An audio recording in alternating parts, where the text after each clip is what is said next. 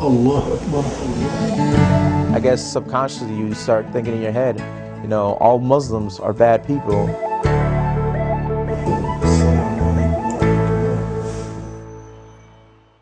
You started feeling the effects of this since you joined the military. Yeah, I'd say within the first week, there was definitely a sense of me being different. And how's that? You know, just upon the first week, we were at reception in my basic training unit. We were lining up after lunch, and the drill sergeants were naming off the services. And the last one that they had to offer, that was on their list that the drill sergeant was reading off, and he said it in a very sarcastic and humorous voice, and he was like, "Does anybody need to go to Islamic service?" So immediately, there was that belittling of the faith. And I raised my hand.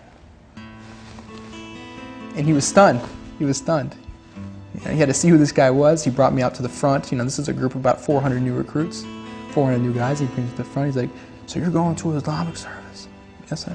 "Yes, drill sergeant." All right. He wasn't expecting it. He didn't know how to respond. I think he felt a little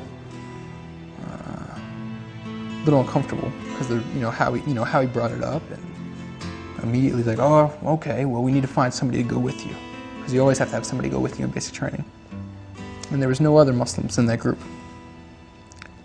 And eventually somebody raised their hand, who I'm still good friends with to this day, that decided to come with me. But that was the first week of not even knowing anything about the military. My first couple days there was this sense of being out of place in the way they looked upon me, you know. These guys in that unit who were there. And essentially these guys are looking up to that drill sergeant as a mentor, as a role model, as something eventually they'll be in the military if they, work through the ranks. And for him to have that attitude, for there to be that atmosphere there, they I think they saw that, drew to it, and thought it was a normal thing. It was normal. Off the bat, I could sense a little difference in the environment. So the other recruits picked up on that? Absolutely. And they said, okay, my boss is doing this to this guy, so it makes it doable for me too. Sure.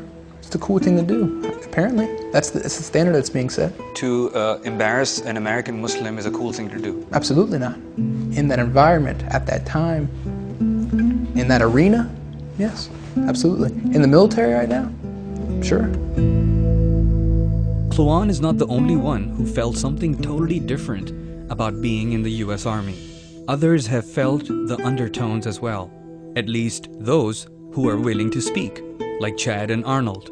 From your statement, it sounds like as if America is fighting Muslims, whereas I thought that America and the world are fighting terrorists who happen to be Muslims, and just a tiny little bunch of them.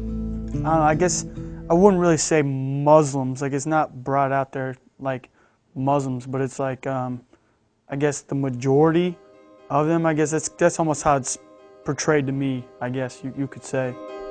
U.S. Army Specialist Arnold Mendez. You kind of get those undertones because you're going through basic training, you're being taught to fight as a cohesive unit. You're taught about brotherhood, take care of your battle buddy, look out for your platoon, look out for your squad, look out for, U.S. Army, just army of one.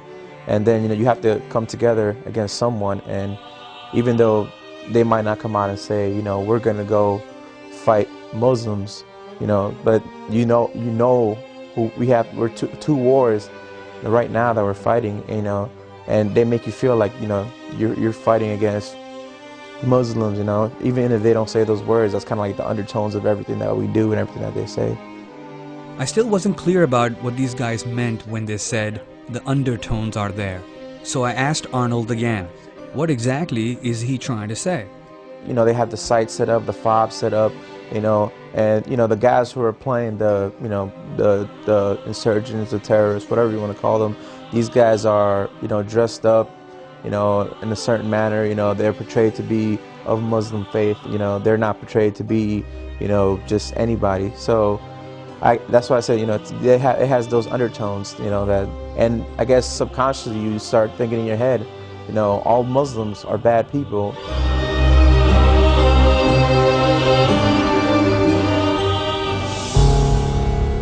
And these are the guys who who will be deployed to Afghanistan or Iraq, predominantly Muslim countries, and they have no idea how to differentiate between a terrorist and a regular Muslim guy or a woman.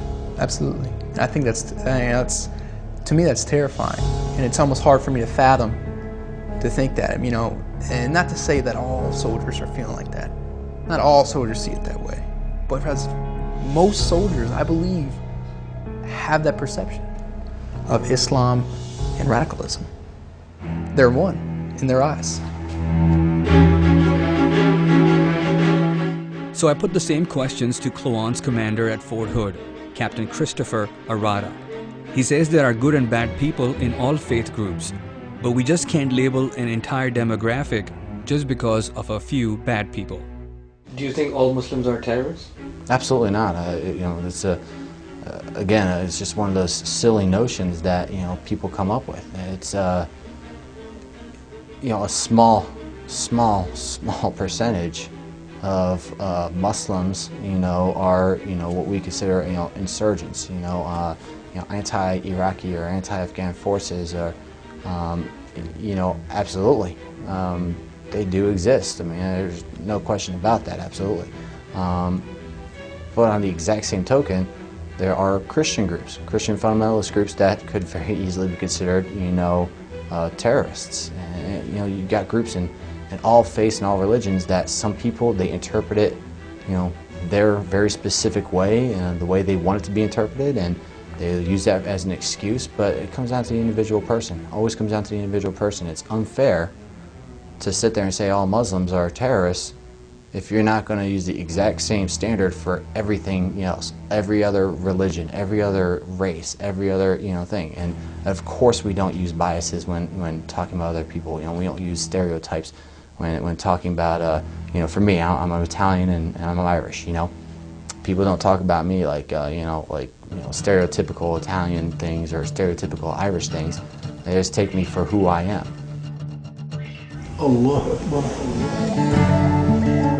God and Allah, they're the same person. You know, they just have a different name.